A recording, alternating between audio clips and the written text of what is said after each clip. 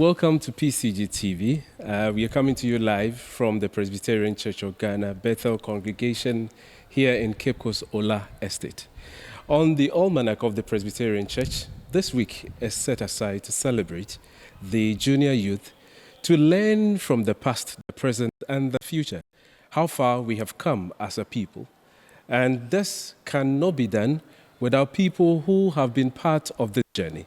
And I'm talking about a man who has led this ministry from ages and still present, impacting lives and grooming people who we know and we have experienced and then can tell the story that they've been part of this success story. It's none other than Mr. Theophilus Tettehfio Laryea. Mr. Laryea, you're welcome. Thank you, my brother. How are you doing? By grace, I'm fine. You are forever young.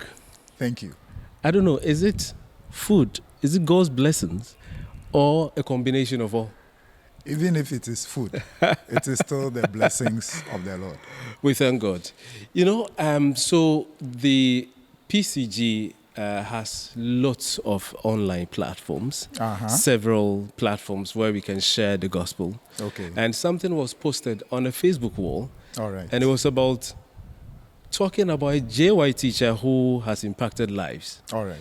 Fortunately for us, a certain name kept popping up. Okay. And that name happens to be Mr. Theophilus Tettehfio Laryea. Wow. And so we are privileged to have you, to engage you, help us understand how the journey has been. First and foremost, I want us to look at the Christian journey, your Presbyterian journey. Were you born into a Presbyterian family or you were converted into the church? All right. Thank you very much. And thank you to all our viewers. Yes, I was born into the Presbyterian Church of Ghana. In fact, I am really named after my grandfather, who was a minister of this church, the Reverend Theophilus Tettehfio Laryea, who passed on in 1981. May his soul continue to rest in peace. Because at the time I was born, he was alive. In our Ghana tradition, there was no way I was going to share the same name with my grandfather. And so initially, the name was Theophilus Tettehfio Laryea Jr. But then when he passed on, my father, together with his siblings, said, well, our daddy is gone. So why don't we just scrap the junior and then add the few to the Tete? So that's where the Theophilus Tettehfio Laryea comes from. Otherwise, I would have shared... Tettehfio means what? The junior of the second born of the family. The few is the small one. Oh, few. I think that I know. Exactly. So the few is the small one. Because when he was alive, we called him Papani. Because I was also named after him, I was also called Papani. But when we gather as a family, you cannot call Papani when you are addressing him. So because he was alive, Papani Onukpa, then I know I'm not the one being spoken to. I cannot. And that is when we have three generations in the same house, where we are 50. So your grandfather, your father, yes, and yourself, and then myself. 3 generations. Yes. How did you become a JY teacher? What brought you into this ministry? One JY leader by name Brother Ofebunsu, way back in 1993. In fact, he started calling me into the ministry somewhere in 91. By then in Cape Coast, we had just one Presbyterian church, which now is called St. Paul, deep inside Cape Coast. So he kept coming to me, Titi, we need you in JY. So by then my consistent response was, oh, but there are other people in the congregation. I mean, they are equally capable. So why don't you approach them? They say, yes, there are capable people in there, but I am being pushed to ask you to come and join us. So every once in a while, in the space of 2 years, he kept asking me to join the ministry. So somewhere in 92, he approached me again around the middle of 92. I said, okay, I've heard you. I will come, but I will start in January. So in January 1993, I started my ministry as a junior youth leader in Cape Coast. That's great. Now let's turn attention to maybe a bit of history. Okay. I'm sure, how many years have you been a JY teacher? So I'm in my 32nd year. 32 years? Yes, of junior youth leadership. So this will fall directly on your lap, because I am interested in a bit of history. All right. The junior youth ministry within the Presbyterian Church. All right. How did it come about? Okay, thank you. It would be difficult for me to exactly pinpoint when the junior youth ministry started. But what I do know is that during my time when I was within the age range now that we call the junior youth, there was no junior youth. All we had was the children's service and then the YPG. And that falls within the ages? So from the day you are born till you are 20 years, you are in children's service. But over time, we realized that, well, no, in our days, 12, 13 years, you go to the secondary school. So you come back from the secondary school, and then you have to come and sit in the same class with toddlers. So it was then that people started agitating. I know, but I mean, secondary school, children's service, how do we continue to be with them in the same class to be taught every Sunday? So, okay, let's try and start splitting them. So, yes, some splitting started, albeit without maybe any specific age.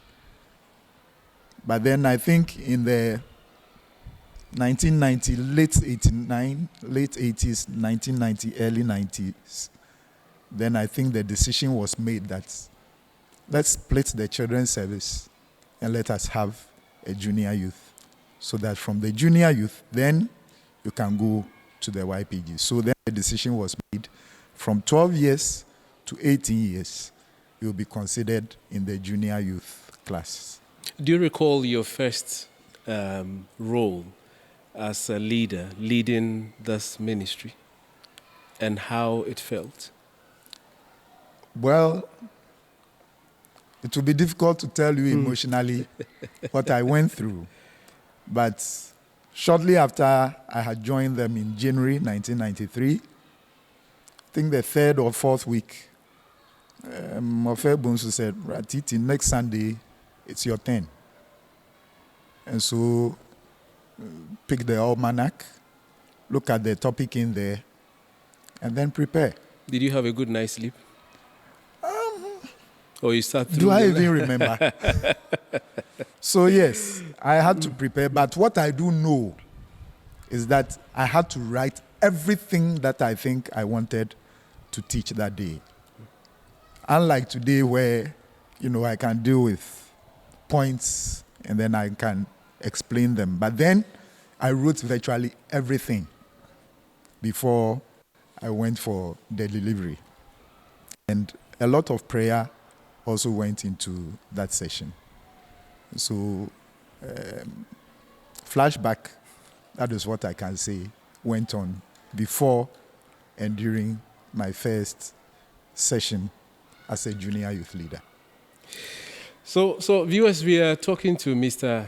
Theophilus Tettehfio Laryea, a teacher in this ministry called JY, he's taught our young ones, whom I believe some cannot be called young ones now.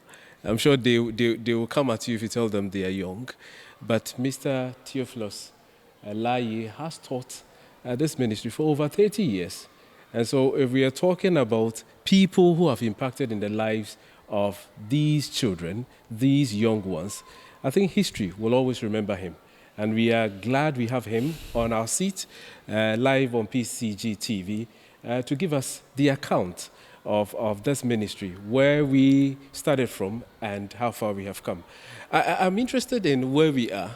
Okay. So Bethel All right. has some history of assault. All right. Now let's look at how it started here. Okay. So yes, Bethel also has a history. And actually the history begins with me. And also with our first catechist, Brother Edwin Achia Asamoah. By then we were all members of the Bible study and prayer group in town when the decision was made to have the Presbyterian Church also in Ola to serve people of the Presbyterian faith who were living within this vicinity as well as UCC campus. And so because we had the privilege of already having the school, the congregation then said, and go ahead and begin, at least you have a classroom to start. So shortly after he started, by then I had started being a JY leader in St. Paul. And he came to me and said, Titi, we need to start JY in Bethel Ola. So consider joining us. In any case, you already stay in Ola. So you stop taking transport every Sunday to town. Just join us in Ola. As I have already said, sometimes it takes time for you to make a decision. So I think I also tossed it about in my head for some time. And then finally, in 96, I told Brethren, in 95, I told Brethren, 96, I'm coming. So November, I made the decision. And then in January of 1996, I came to Bethel.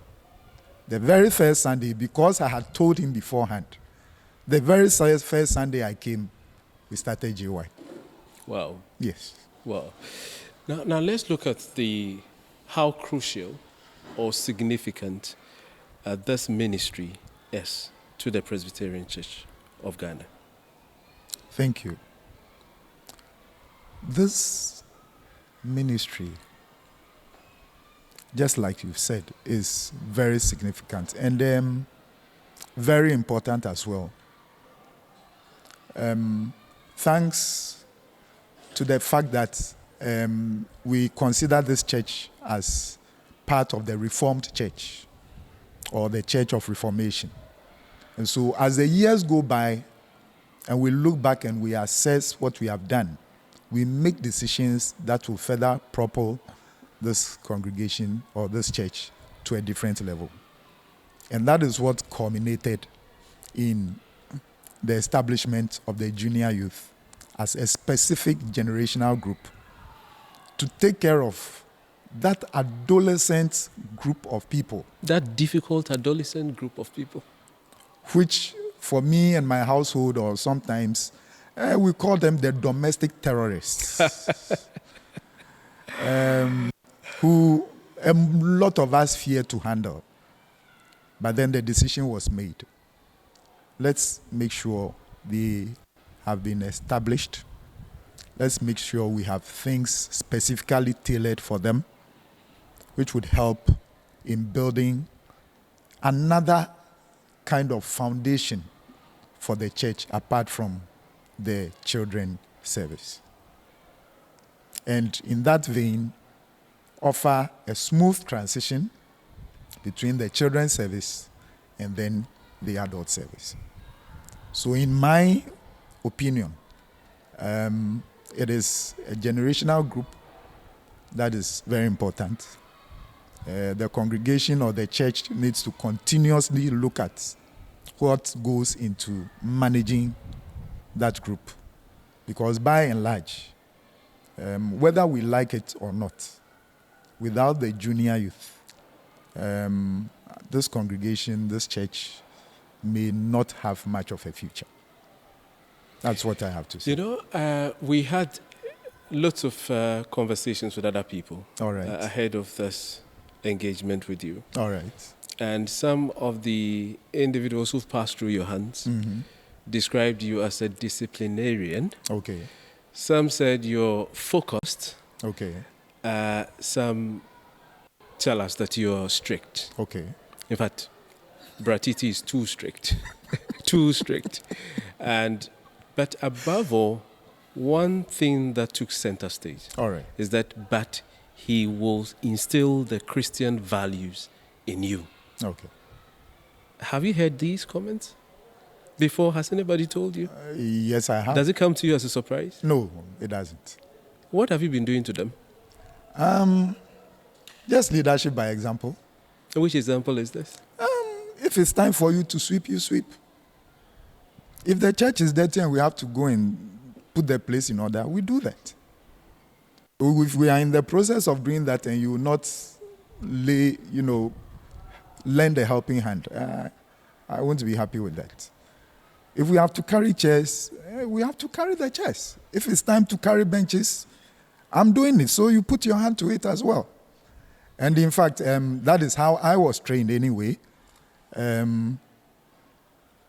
My parents, Presbyterians, born Presbyterians. My mother trained Methodist. And in her days, the British were here, so she's also British trained. So you can imagine the kind of training she brings to bear on me. And I'm the last of 4 children. And my eldest brother is almost 10 years older. And if we have to walk from Abra to town, he's in the lead. So if he's 15 years, I'm 5 years.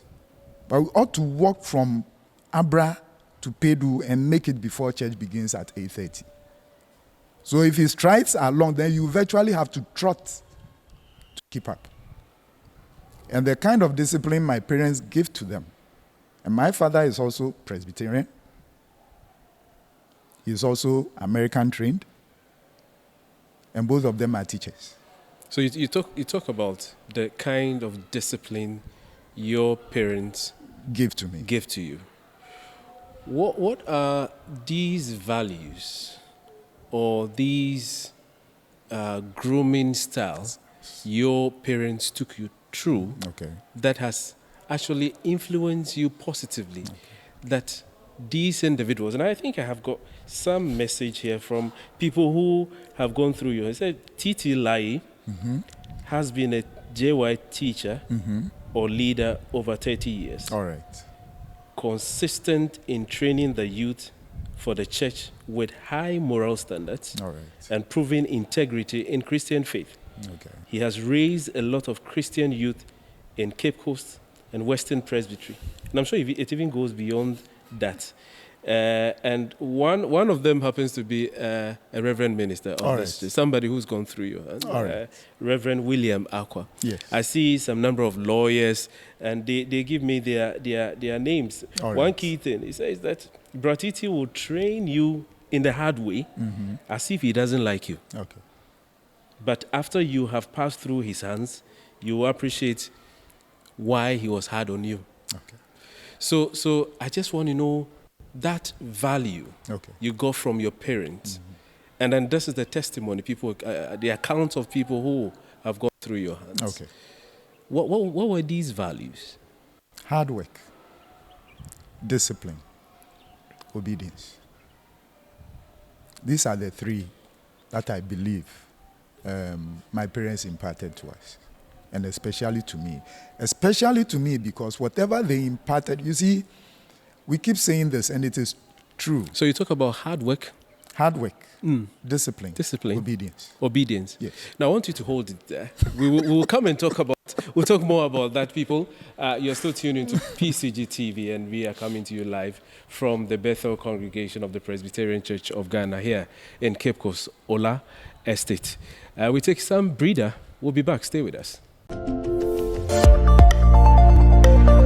PCG TV. In that light, there is light. Hi viewers, welcome back to PCG TV. We are coming to you live from the Bethel congregation of the Presbyterian Church of Ghana, Ola Estate here in Cape Coast. And we're talking about JY, that's a junior youth ministry within the church. My name is Kweku Entriboisiako, and I'm your host. I have with me a legend. When I say a legend, it means somebody who has been part of this journey, somebody who has trained, who has groomed, who has seen and dealt with students in a way that has made them good individuals, and some are in positions that are a blessing to them and their families. And I'm talking about Mr. Theophilus Tettehfio Laryea. Mr. Laryea, we ended the first bit with, just before we went on the commercial break. We were talking about the values that were instilled in you. You talked about discipline, hard work, and the third one was obedience. Yes. And how these values have helped in your managing or grooming these children over the period. Okay, thank you. So, because I was trained with these three tenets, I try to let them know that this is what is expected of a normal being who calls himself or herself a Christian. You know, equally, God is a very disciplined God. The Creator, He put everything in place. He set a boundary for the sea. He said, this is how far you can come, and you can't come any further. So He set boundaries for everything. And you go into His Word, and we know that He calls out the stars by name. So there is nothing that happens that He is unaware of. And so similarly, our ways are supposed to be ordered in a way and manner that anybody looking at us can sit back and watch us and say, I think this one is being done in the right manner. And you know, when you go along that tangent, when you are wrong, it is clear to see where you faulted. So you can always come back and rectify the situation. But if you are the kind of person who does anything anyhow, when something goes wrong, it becomes difficult for you to be able to go back. So, I think this is where I got it wrong. But if you do it consistently, it's easy for you to pick those ones out and say, next time, I'm not going along this route. So that is how it has been with me. Just as I said, I also came under the discipline of my siblings, my brother and then two sisters. So you're three? There are four of us. Four of you? Yes. Wow. So the females are in the middle, so they are sandwiched between the two males. And they were disciplined by our parents when they were younger. And it is said that when our parents grow older, they tend to tweet and become a little bit loose in the way they discipline the younger ones. So if my parents had grown to a certain position where they were being a bit mild on me because I was born when they were much older, they had learned their mistakes, my siblings would have none of it because they were trained the hard way. So, Titi, you also be trained the hard way. And over time, I've earned their respect as well. Over 32 years of teaching these young ones, what that tells me is that you have handled different levels, different generations. Mm-hmm. A generation that possibly would go to the post office to send letters to friends. and memory coming down lane. You have a generation that would send messages because they have smartphones. That's right. How have you been able to adapt to these changes from that generation and this current generation people will refer to as the computer age? Thank you. I believe my profession as an agriculturist has also had an effect on the way I have led these young ones. Over the years, all the things that I learned in agriculture, some of the diseases or some of the pests, we are no more dealing with them the same way we dealt with them when I started work.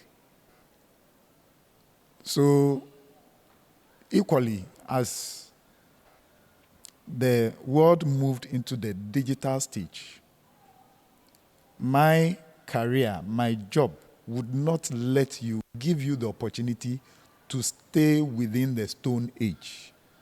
So consistently, you are being given in-service training programs which would shift you from that situation where you are using the Olivetti typewriter where you hear pak, pak, pak, pak, pak, and then you put carbon. Once you make a mistake, the whole document is discarded and you have to start all over. So we've been trained over time to fit into the digital age. And I believe that one, in a large way, has helped me to also transition from that level into the current state where the young ones sit under my feet and all they know is the phone or the tablet. And so consistently, I keep telling them. And one statement I keep telling, Mumwe nyanofu. Yes, Mumwe nyanofu. Inti, calm down. These things that has made it for you, in a certain way, if you want to stay focused, you want to stay disciplined, you also have to take a pause and make sure that these things do not take too much of your time. Otherwise, in the corporate world, when people are standing before you and you need to engage them one-on-one, it is not the phone. It is not the tablet. And that is something that I try to instill in them when they get to JY. In fact, I have an orientation for children's service people who come into JY. The first Sunday, there's an orientation for them. We don't teach anything. We give them orientation as JY members. What goes into that orientation? We talk about our motto as JY, our vision, the fact that you are no more a child. You are within the age where you are confused yourself whether you are a child or you are an adult. Telling you that in children's service you had teachers who taught you everything. In JY, we are not teaching you everything. We are helping you to understand. And so the issue is this: don't leave church today without getting an understanding of what you have been taught. Ask questions. Yes. Have you had any regrets being part of the junior youth ministry? Regrets? Maybe I'll say no. That you shouldn't have. Why did I get myself into this? No regrets. And I'll say why. As I said, 91, 92, I was being pulled into this ministry. And I was resisting. Funny thing is, the same 91, 92, I wanted to go for further education because all I had was a certificate from the Agri College. So 91, 92, I wasn't successful. 93, I began my ministry. That very year, I had admission to go and do my diploma in tech.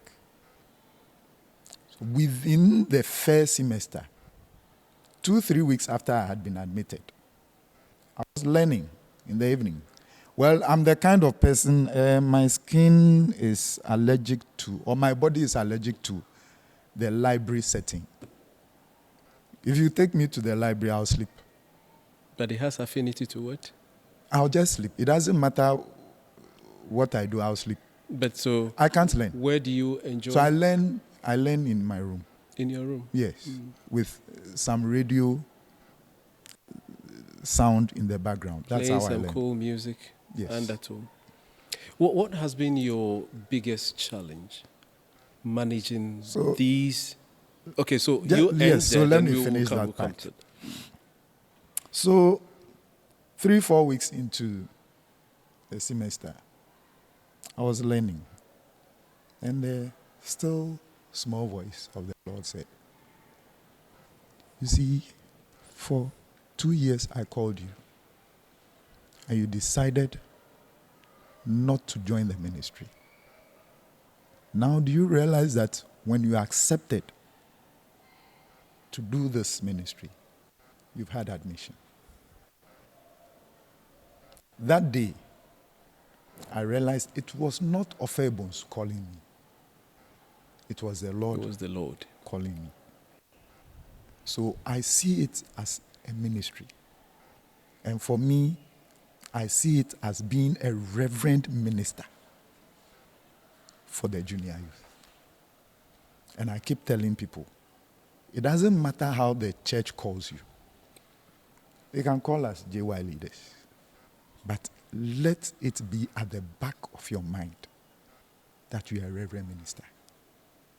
If you know that, then you have to live your life just like any reverend minister you know in the Presbyterian church who you adore. If you do not see that as a call, you can't do this work. You can't. If you don't see that as a call, you cannot do this can't. work. Insightful, pretty insightful, and lots of revelations. And I'm sure you're out there thinking about your next move. Maybe God is calling you. That stagnation is because you have become deaf to the call or the calling of God. This is a motivational message on its own. And people, you're still tuned into the PCG TV. We are coming to you live from the Bethel congregation of the Presbyterian Church of Ghana, right in here in Cape Coast Ola Estate. And we are discussing the Junior Youth Ministry. Remember, on the Almanac, this week is set aside to celebrate, to give an account of our stewardship as a church so far as the Junior Youth Ministry is concerned. And that is why we have a man who has taught these children for over 32 years. I say 32 years and then counting, because he's not retiring. Mr. Titi, like, are you retiring? When are you retiring? No, I'm not retiring from the junior youth ministry. No, I'm not. Until God takes me away. I'm in here. Let's get to the challenge. Okay. What has been your biggest challenge dealing with this, you call domestic what? Terrorists. What has been the biggest challenge? Facing them, managing them, grooming them, and I believe that you teach children of varying background, Yes. culture, Yes. and what the exposure is. But what has been the challenge? Your biggest, if you can recall any. My biggest challenge is when JY members assume that I come with my parents, so if my parents have traveled and they cannot make it, even though I'm not traveling, I'll not come to church. For me, it's not the best. What it means is that they come to church because of their parents. Because their parents are coming and they have to sit in a vehicle. But And you walked several kilometers. Several kilometers. So your parents having traveled should not be an excuse for you not to attend church. Because every Sunday in JY, if the whole family has not traveled, there is something new for you to learn in JY. In the years that I have served as a leader, we have more than 10 books that we can use to teach the junior youth. More than 10. And there is none that you can even complete. If you decide to use all 10, in 6 years, you won't be able to finish. So my challenge somehow is we take hold of something that is dear to us, use it for some time, and then we discard it. One of the books that this church has lost, but in those days, it was very dear. Assemblies of God were buying it in boxes. The title is What the Bible Wants the Youth to Know. It comes in books 1, 2, and 3. Look, the messages in there are very short, and they are loaded. So, when you lose one Sunday as a junior youth member, you've lost a lot. You've lost a lot. That's challenge number one. Number two, sometimes, depending on the circumstances, JY leaders do not receive all the support that they need from the church. And when you say the church, it goes beyond the local church. The church, the main one, the district, the presbytery, the local, all the courts. Sometimes it is very difficult. You need help, you need funding. But for now, I think the greatest help we need in the junior youth ministry is leaders. Leaders. I'm lucky. I am blessed. Because I've had the privilege of mentoring people who eventually bought into what I taught them. Currently, I have a lot of them working with me. So as somebody put it about a month ago when the person called me from Kumasi, so when the person asked, so now how is the work? Then I mentioned, I have these leaders here. Say, hey, Bratitian is say who took 1 month cry? I said, because I said yes. Because that is the truth. And indeed, all those, and I believe, Kweku, you know, those surrounding me here now, almost all of them sat under my feet. My own son, Afute, Persis, Nana Kwaminti, Sakwatima. They were all, yes, AJ Frimpong. They were all taught right here. And above all, Dr. Florence Ruth Akulentre. Then we'll get to some other bits. Yes, I see you brought some book. Yes. Or 2 books. Yes. Can I have please. them? So I see JY attendance book, Bethel Presbyterian Church, I guess. Yes. So this is the attendance book. Yes, please. From when to when? From 1997 to date. 1997. So I have 3 now. The smaller one is the first one. Then the one below, which is the foolscap size, is the second edition, or let me say, upgraded version. And then we're currently using the third one. So I see 12 January 1997. Yes. That's when you started keeping records of attendance. Here and in you Bethel. mentioned Ruth Intre. Yes. Who's done her PhD already as number 1. Yes. Why is it important to keep this? Initially, I had no idea how important it would be.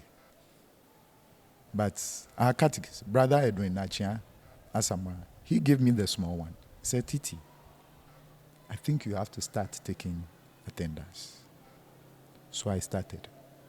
And over the years, I have realized it has, how do I put it? It has been a shield for me. And I'll explain. People who have passed through my hands and have not availed themselves as JY members. Come to church today, 6 weeks, I won't come to church. Then I come again, 4 weeks, I'm away. I come twice, I vanish. And it's not as if the person has gone to school. It's not as if the person is sick. In those days, we didn't have the phones as we do now. So I used to go house to house on visits. You were visiting them? Yes, in the house. And sometimes I'll get to the house. Once the parents see me, they'll call the child. I have not said anything about why I came. But once parents sight me, they start calling them, Bratiti is here to see you. You've not even asked me why I came. But every house I went, it was the same. So it's more or less like Bratiti is synonymous with JY? Yes. So if I come to your house, they don't even ask Bratiti, then they'll buy. Once I get to the house, they start calling their son or their daughter. Now, people who have not availed themselves that much, and then sometimes it is so bad that I don't graduate you because you vanish in the system. Because I mark the register after 6-7 months, you are not coming. When I'm writing the names for the following year, I won't put your name there. So you've virtually fizzled out. So 22, 23, 24 years. Then these same people come to church. They go to Papa Sofu. They approach some of the elderly adults in church who they think can help them financially. They want to go to school. They want to set up a business. Then they come. Oh, I studied here. Oh, I was in JY. Then I'll receive a call. Bratiti, do you know Asimesi? I said, yes. Oh, the person says he or she needs money for this and that and that. What do you say? I said, please. What I know is that the person is not serious with the things of God. And you have this shield. And then I just take this along, check the attendance. They check the attendance, no more questions. Bratiti, you can go. Then the church makes a decision. I don't know the decision they make because they won't tell me. But I know the decisions save this congregation. You are a human being above all. You have your weaknesses. Yes. You have your strengths. But let me find out from you, how do you deal with setbacks? Okay. Or I keep inculcating this value into these young ones, but they are not responding. How do you manage them? Well, if you are not responding, I've come to the point where I say, well, let him be. Let her be.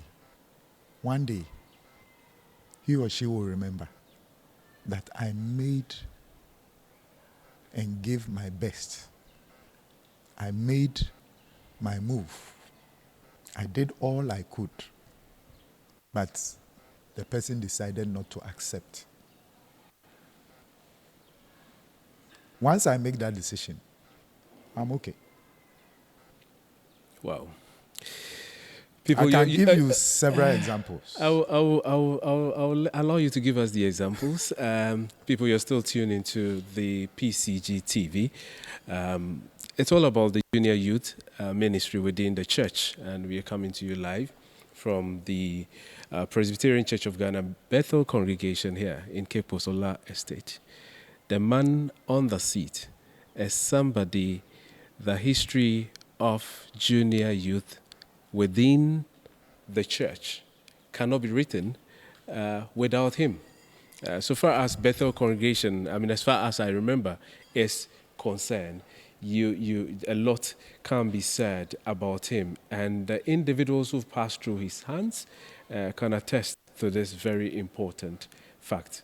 My guest, Mr. Theophilus Tettehfio Laryea, giving us an account of his stewardship, when it began from, where we are now, and possibly just before we leave, the journey ahead and how we can hold part the junior youth ministry within the Presbyterian Church of Ghana. And I believe that you have enjoyed the conversation till now. You can join the live stream. We have our Facebook platforms and all other platforms we'll be sharing on our screens, and share your views with us. Be part of this journey. It's the Presbyterian Church of Ghana.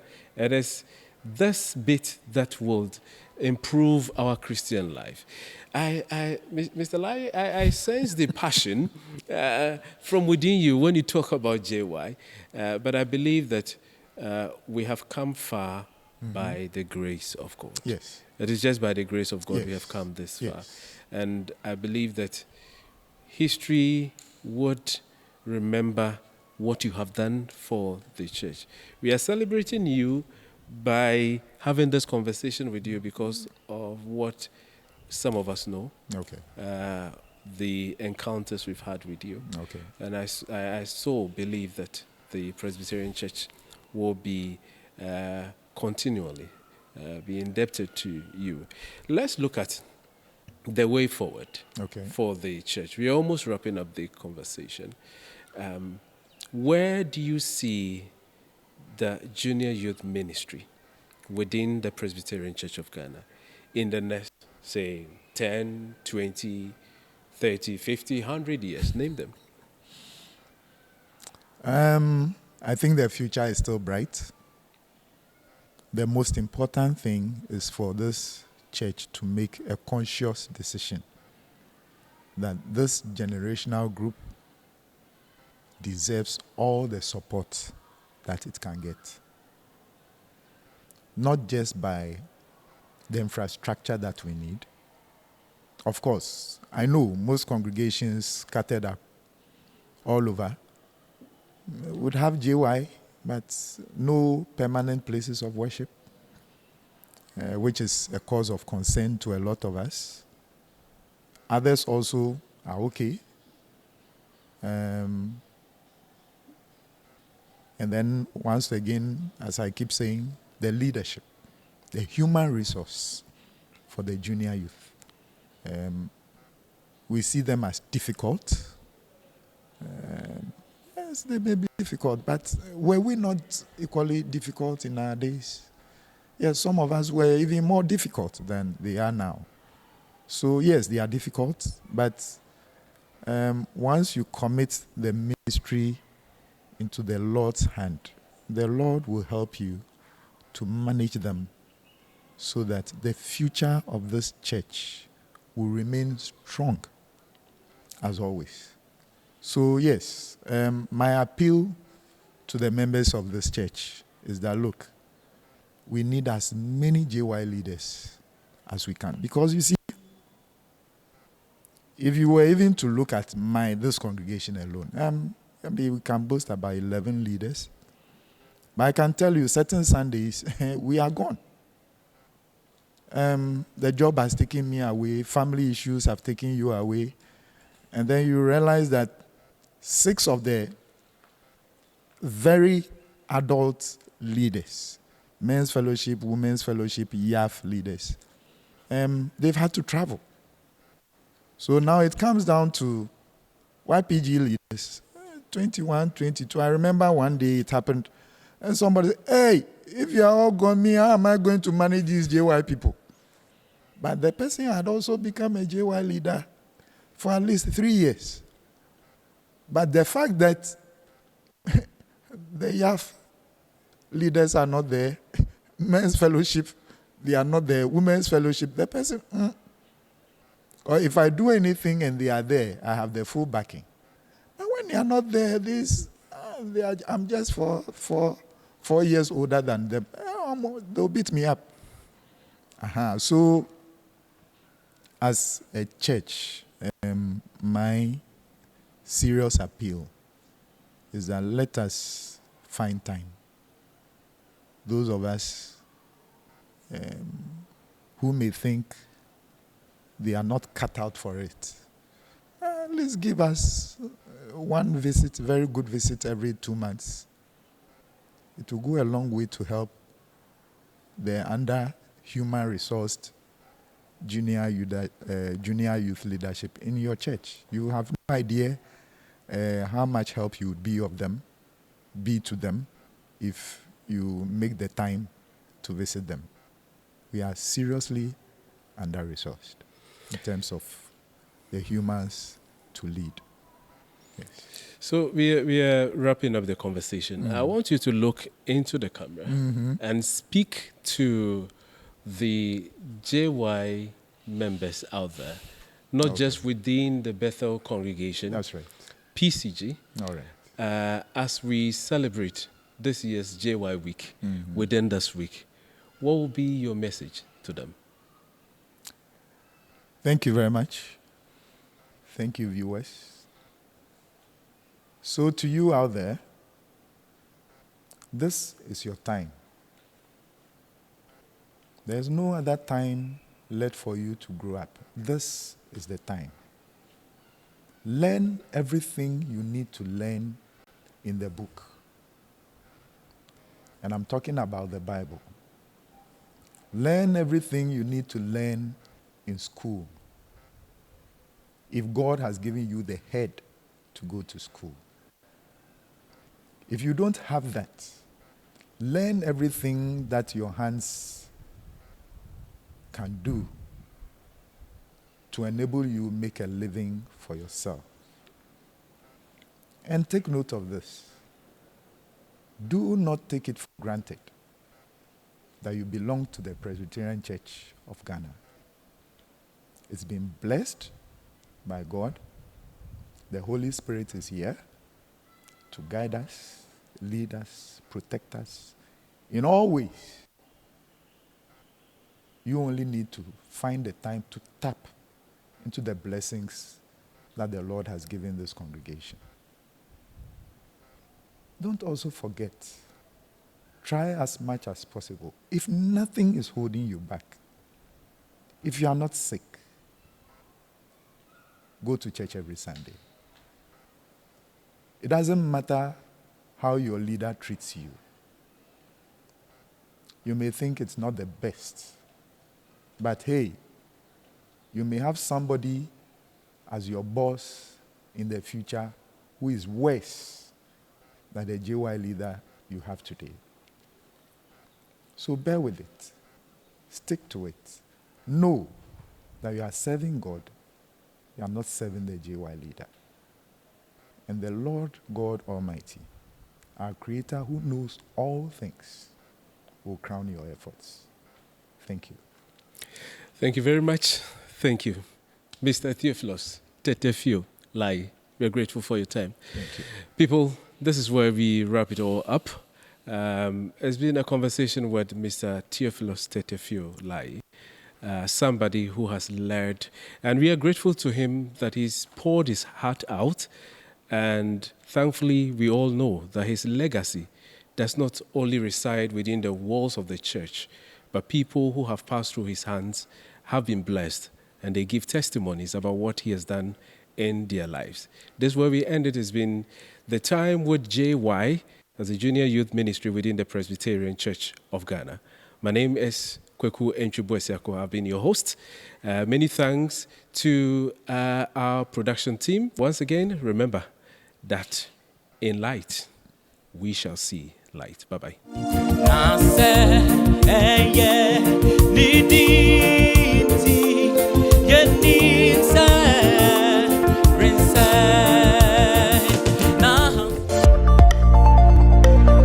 PCG In thy light, there is light.